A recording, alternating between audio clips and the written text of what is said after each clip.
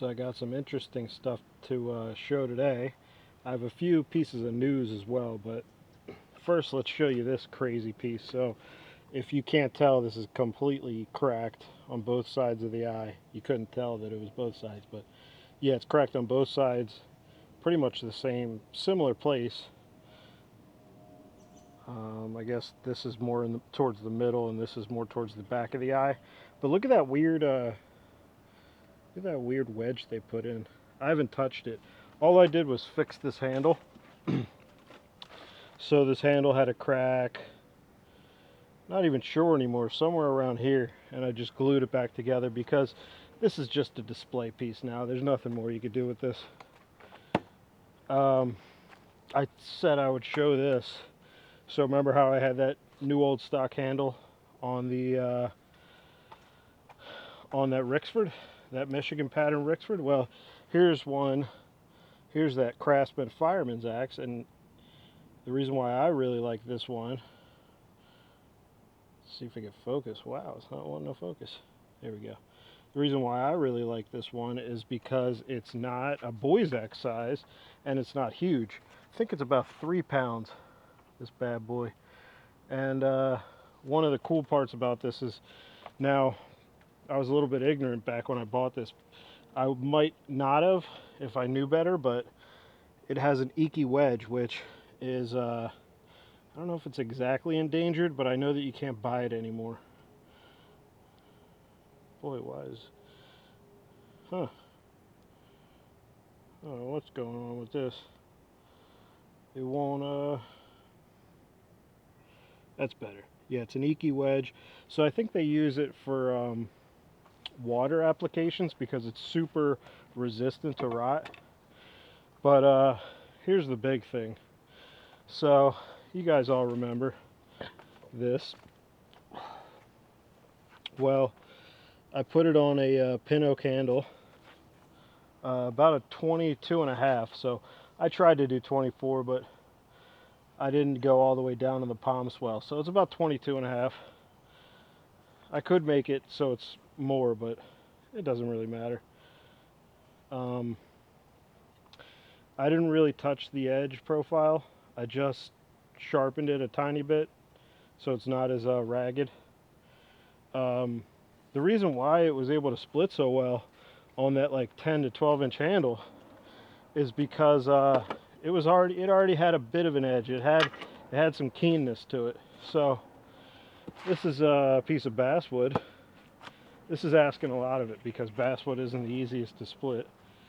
Let's see if I can get you guys in. Yeah, basswood's not the easiest to split. This was a piece that I bucked in half.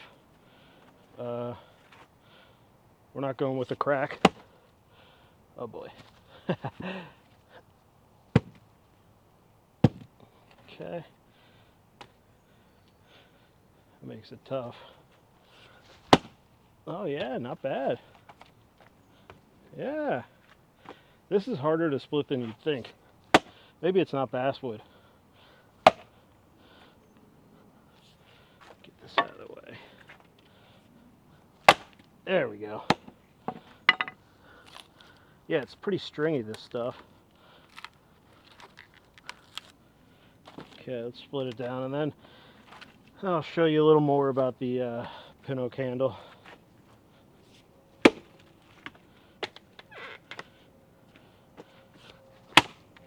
There we go.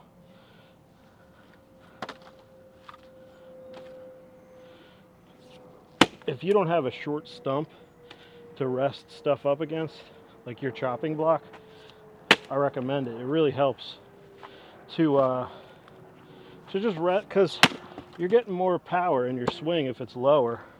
So instead of just putting it directly on the chopping block, leaning it against the chopping block is pretty great in my estimation.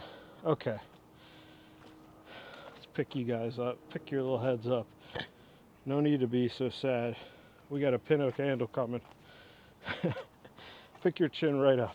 Oh man, it's so hot. I'm sure you know about how hot it is all over. Hot here too.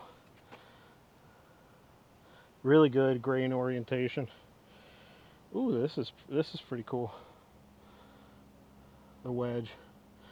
Guess. Can you guess? What did he use this time, I wonder? It is sweet gum again. Oh man, I love the look of medullary rays when the handle orientation is good, but it's not a lot of growth rings there because this tongue is so small. Kind of, I had to like take a ton off of the shoulder for it to almost look right. It's still a little bulbous, but it works, so I kind of kept it as is. But you can see not much growth ring difference. It's pretty much one whole growth ring except for right here.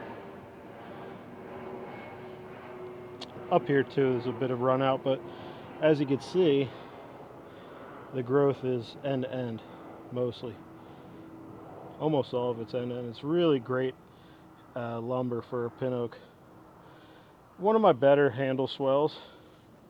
I'm working on it. You know, remember how I said bulbous is the problem?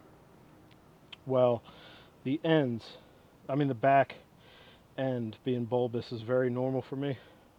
So I'm trying to work on it. This is still, like normally you'd want your hand to be all the way to the bottom. So that's what when I said I'm leaving extra height, I'm leaving extra handle length because my hand doesn't go all the way down. But you know, I like playing it safe sometimes. Same reason why I have a lot of shoulder left, just in case. Yeah, it's a fun little thing to use. Want to do a little bucking with it? It's not very, as you can see, it's not very keen. Well, barely sticking. Yeah, let's do a little bucking in this bass. I got to make an executive decision: basswood or maple.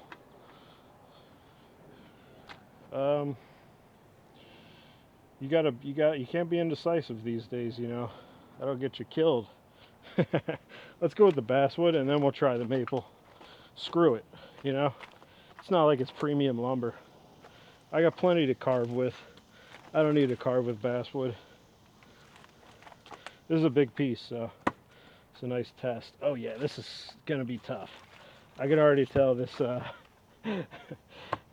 gotta move you guys, don't I can already tell this edge is not meant for bucking with the way I set it up. Alright. Let's just see what it could do. Just a few swings into this. Not bad. That was surprising.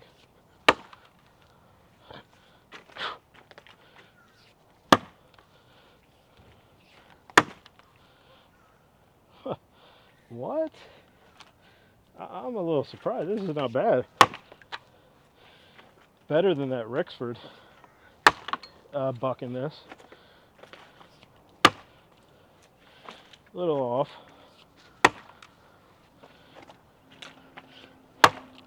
Wow.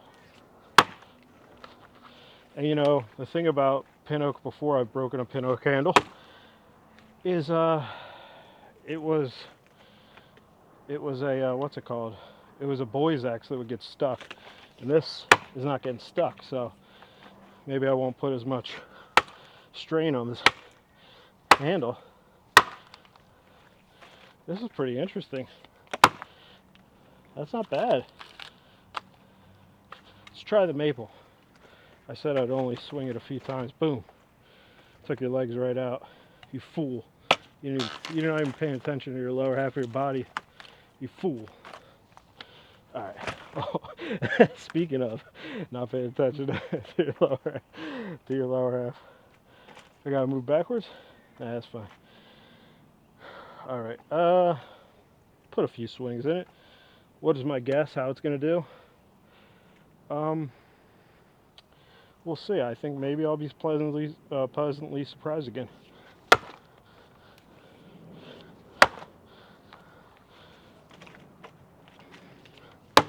Wow. Yeah, I'm pleasantly surprised. That's pretty good. Wow. Chips are popping. The axe is... It's like the axe is not even going in. I'm surprised. Look at this. So there's a ton of weight in this pole. Wow, that's interesting. Oh, the other, this was one piece of news. I ended up restoring this. The other piece of news is that I ended up finding that the American Axe is a better article. I got in touch with the people over at the EAIA. That is really hard for me to say. And yeah, they sent me the article. I was so, obviously really grateful that they would do that. They don't have to do that, but because, this thing was kind of lost, and now it's kind of found. You guys can go ahead and, if you want this article, it's like 4 pages. You can give me an email at ethicalaxe@gmail.com, and I'll send you the PDF. I did make some haphazard highlights. I will be breaking it down in a future video, and I did make some haphazard highlights, so if you're wondering why it looks like that, that's why. But there's a lot of cool stuff in there, and I'm trying to wrap my head around the testing, the stuff that Bob Fridlington couldn't figure out. This must be a knot. It's super hard where I'm hitting.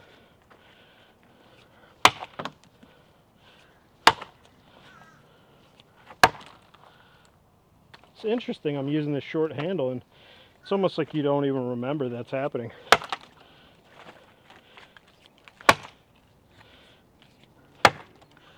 Yeah, this is fun.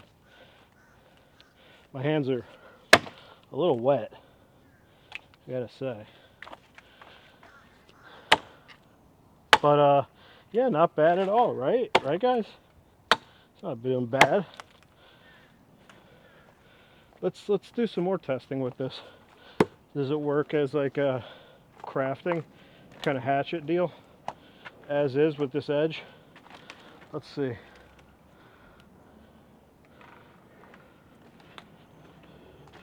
Okay. Yeah, let's see if it does any carving. Ooh. Okay. Let me raise this up a little.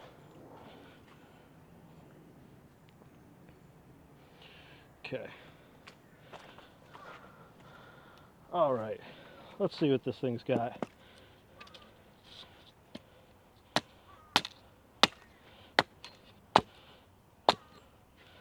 That's not that bad. And since the bit is flat, you can use it for a hewing.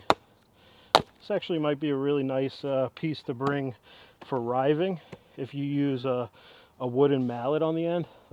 I don't think it's called a cudgel. I forget what it's called, but yeah, one of those big wooden sledgehammers. If you don't abuse this pole, this might be a good one to bring to start your riving. Or, I saw guys with really good wedges. I was very jealous. I want good thin wedges. Yeah, look how wide that is. That's impressive. Anyway, I'd say it, let's see if we could split this down accurately.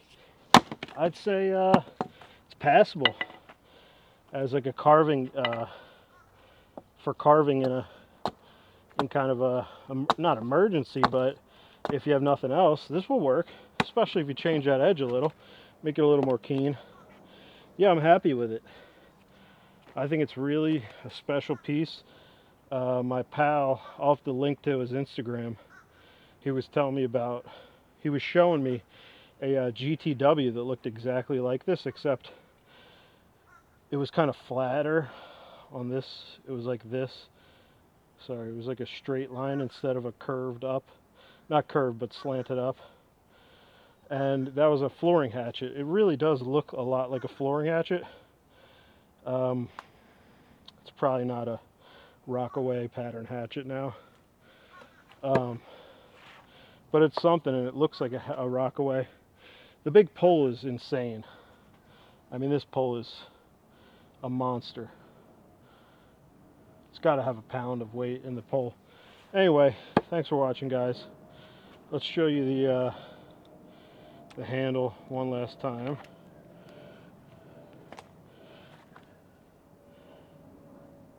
Oh, we gonna, hey, there we go.